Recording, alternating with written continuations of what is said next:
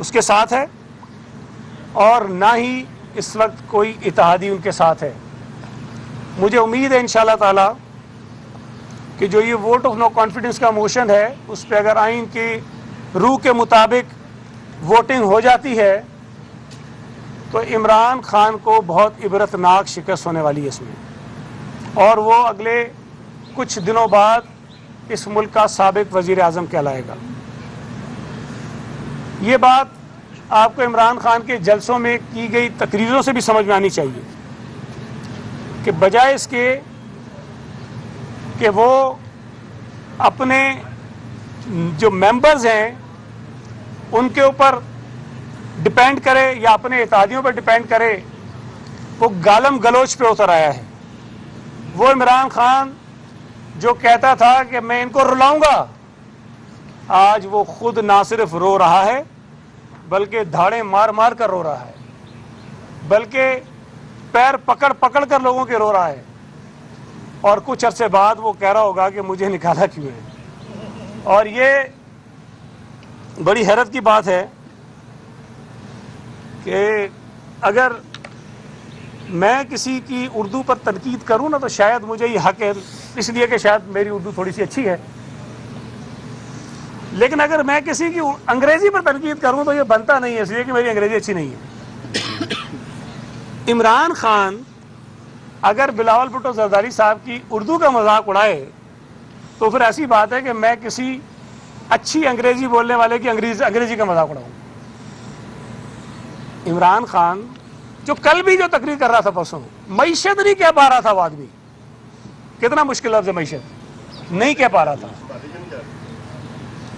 عمران خان روحانیت نہیں کہہ سکتا، عمران خان دستاویزات نہیں کہہ سکتا، عمران خان علیہ وآلہ وسلم نہیں کہہ سکتا، عمران خان خاتم النبیین نہیں کہہ سکتا، وہ بلاول صاحب کی اردو کا مذاق اڑاتا ہے۔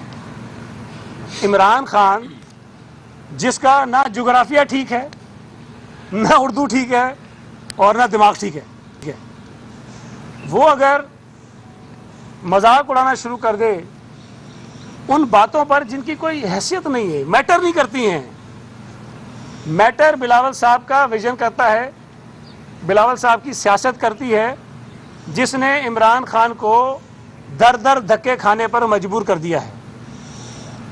وہ پارٹی جس کے لیے یہ کہتا تھا کہ وہ پارٹی ختم ہو گئی ہے، وہ پارٹی جس کے لیے کہتا تھا کہ یہ سکڑ کر دیہی سندھ کی پارٹی ہو گئی ہے، اب وہ کہتا ہے کہ میری بندوق کی نشست پر آصف علی زرداری ہیں۔ اچھا، آپ نے صرف ایک جملہ پکڑا اس کا، اس تقریر میں اس نے ایک اور بات بھی کہی تھی، جس تقریر میں اس نے کہا تھا نا بندوق کی نشست، اس تقریر میں اس نے کہا تھا جو مجھے زنجیر پلی ہوئی تھی۔ اب یہ زنجیر کون سی پلی ہوئی تھی مجھے سمجھ نہیں آئی بات۔ زنجیر پڑی ہوئی تو ضرور ہوتی ہے کچھ لوگوں کو، کچھ اور نیوٹرلوں کو، کچھ نیوٹرلوں کو زنجیر پلی ہوئی ہوتی ہے، پڑی ہوئی ہوتی ہے، وہ ضرور ہوتی ہے، لیکن اس نے کہا مجھے زنجیر پلی ہوئی ہے۔ عمران خان کی کچھ ایک ٹرین بھی تھی نا جو پتہ نہیں روشنی کی رفتار سے بھی تیز چل رہی تھی، چائنا نے بنا لی تھی، شاید بنا لی تھی، اس نے کہا بنا لی ہے، وہ کہہ رہا چائنا نے بنا لی ہے، اس کو بٹھایا اس میں سفر بھی کر رہا تھا، اس کی کیفیت کچھ اور ہوگی جب ٹرین میں بیٹھا ہوگا تو اس کو لگا کہ یہ تو روشنی سے بھی تیز چلتی ہے۔ عمران خان پاکستان کے 12 موسم نکال کے بیٹھ گیا۔ عمران خان دنیا کی تاریخ سے حضرت عیسیٰ علیہ السلام کا جو ذکر ہے اس کو ہی غائب کر کے بیٹھ گیا۔ عمران خان جاپان اور جرمنی کی سرحدیں ملا کے ان کی سرحدوں پر جو انڈسٹریز لگی تھیں وہ بھی اس نے تلاش کر لی تھی۔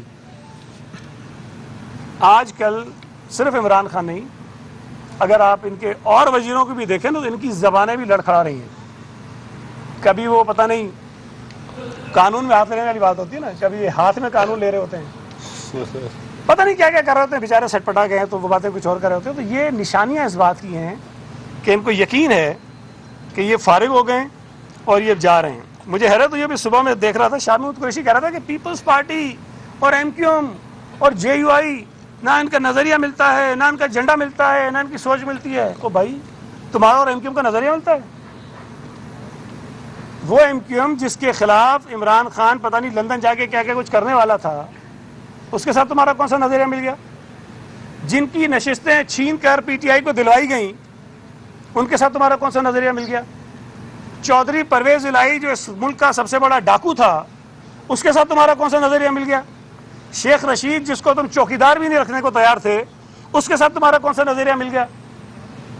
سیاست میں منیمم کامن ایجنڈے پر جماعتیں اکٹھی ہوتی ہیں، اور میں سمجھتا ہوں کہ اس وقت اپوزیشن کی جماعتیں جس نقطے پر اکٹھی ہوئی ہیں وہ ثواب کا کام ہے، اس ملک کے غریبوں کی بھلائی کا کام ہے۔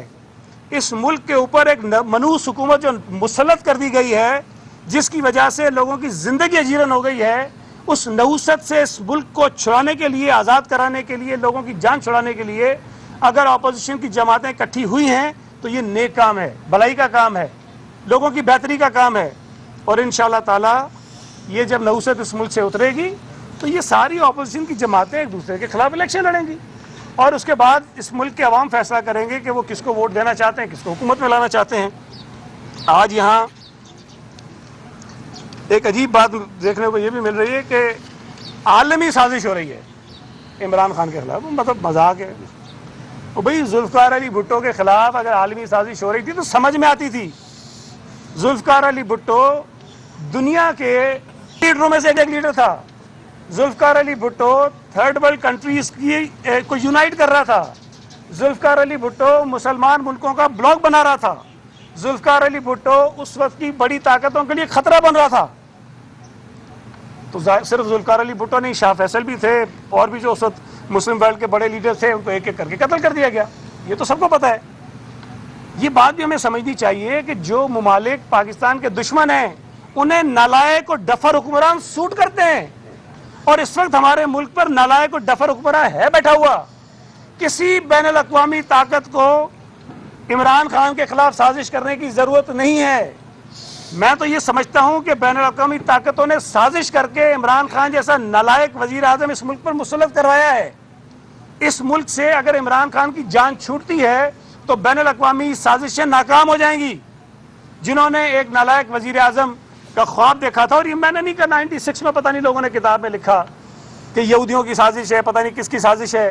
پھر یہ الیکشن کمیشن میں جو کیس چل رہا ہے، بھائی آپ جا کے آپ نے تو پڑھے ہوں گے پیپر سارے، یہودیوں نے اس کو چندے دیے ہیں، یہودیوں نے ان کو پیسے دیے ہیں، بھارتیوں نے ان کو پیسے دیے ہیں۔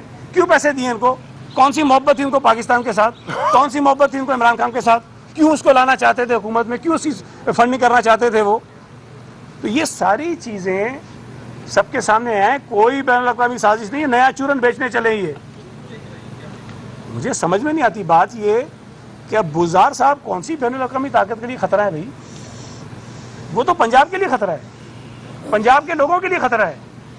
پنجاب جو اس ملک کا سب سے بڑا صوبہ ہے، اگر اس کے لیے حالات ٹھیک نہیں ہوتے ہیں، اس کے حالات خراب ہوتے ہیں، تو پاکستان کے حالات خراب ہوتے ہیں۔ میں آپ کو سچی بات بتاؤں، جو مخالفین ہیں، مطلب ہمارے اندر بھی بہت ساری ایسی آوازیں ہیں کہ ایسے نالائق وزیر اعظم اور نالائق وزیر اعلیٰ کو تو بیٹھنا چاہیے 5 سال تاکہ یہ دفن ہو جائیں سیاسی طور پر۔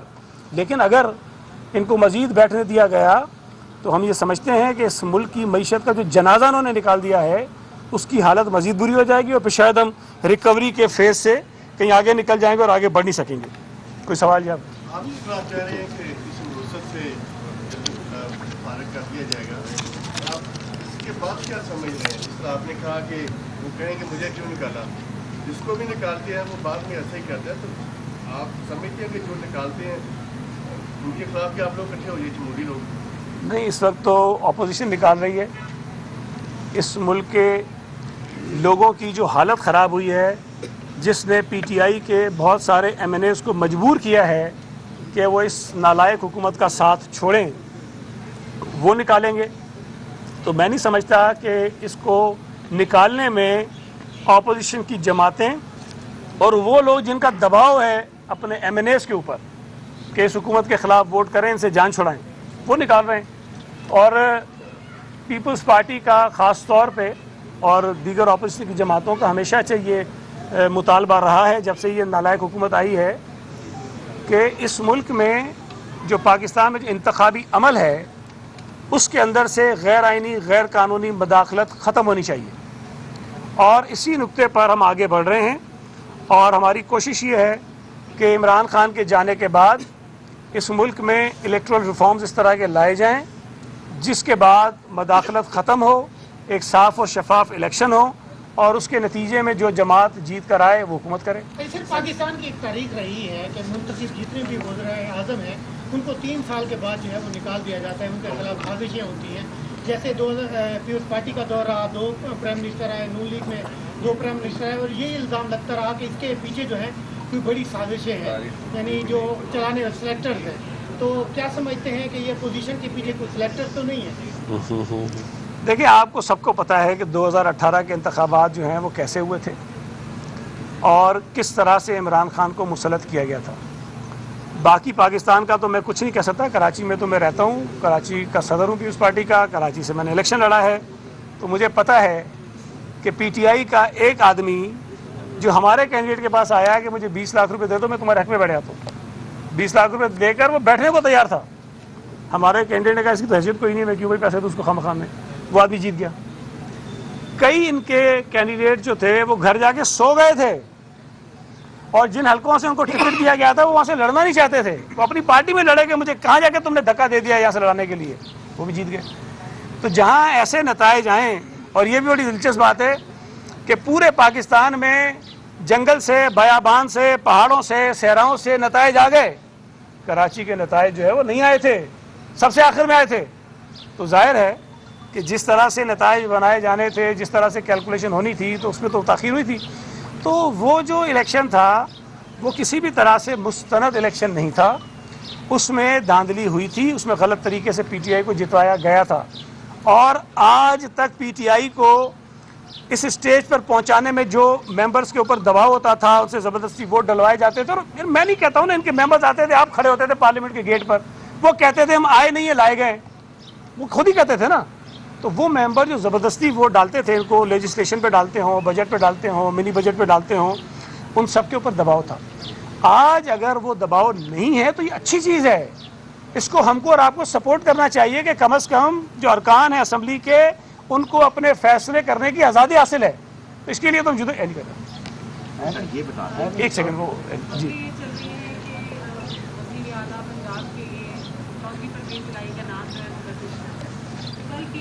کی جانب سے کہا گیا کہ پیپلز پارٹی تو ہمارے ساتھ ہمیں سپورٹ کریے اس سیٹ کے لیے, لیکن نون لیگ کے اندر کے لوگ ہیں جو کہ اس فیصلے کے خلاف جو ہے, اس اقدام کے خلاف ہیں, اس حوالے سے کیا کہیں؟ دیکھیں, ایک بات تو یہ ہے کہ میں ظاہر ہے کہ جو پی ایم ایل کیو کے ساتھ یا پنجاب کے حوالے سے میٹنگز ہوئی ہیں ان کا حصہ نہیں رہا ہوں, لیکن ہم ہمیشہ سے کہتے رہے ہیں کہ پنجاب اسمبلی میں چونکہ اپوزیشن کی پارٹیز میں پی ایم ایل این سب سے بڑی پارٹی ہے, اور ان کی مشاورت یا رضامندی کے بغیر کوئی فیصلہ پیپلز پارٹی نہیں کر سکتی, اور نہ میں کرنا چاہیے.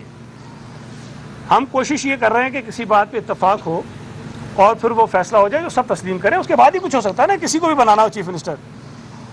تو یہ مجھے نہیں پتا کہ حتمی فیصلہ کیا ہو رہا ہے, لیکن اس میں پی ایم ایل این کی رائے جو ہے اس بہت بڑا وزن ہوگا, اور اگر وہ کسی بات پہ اتفاق کریں گے تو بات آگے بڑھے گی, ورنہ ظاہر آگے نہیں بڑھے گی. لیکن ایک اچھی چیز دیکھیں, ایک اچھی چیز یہ تھی جو میں سمجھتا ہوں کہ بڑی امپورٹنٹ بات تھی کہ پاکستان مسلم لیگ کیو کے جو لیڈرز ہیں ان سے ملاقات کرنے کے لیے آصف علی زرداری صاحب بھی گئے, مولانا صاحب بھی گئے, اور شہباز شریف صاحب بھی گئے. یہ بڑی سگنیفیکنٹ ایک چینج تھی کہ پی ایم ایل این کی لیڈرشپ ان کے ساتھ ملنے گئی.